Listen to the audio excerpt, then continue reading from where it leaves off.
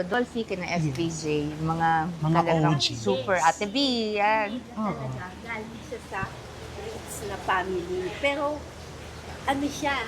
Very down to earth. Turo ni daddy at mami yun. Yes. Kasi politician po ang daddy, di po ba? So lahat po talaga, yung mga tao from all walks of life, lumaki kami, marunong kami makitungo talaga. Because daddy also, hindi siya nagkukulang na ipaalala sa amin na galing siya sa wala.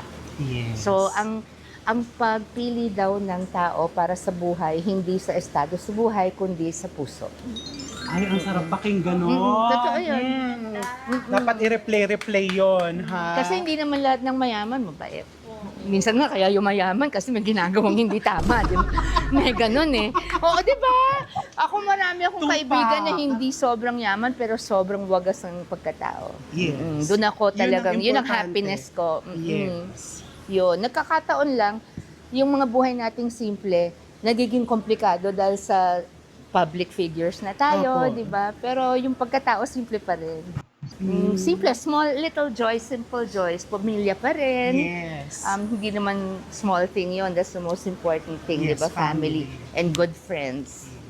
O, yun na ang tips. Napaka-importante tips, especially kasi ngayon po ate, maraming mga yung gusto maggawa ng mga content.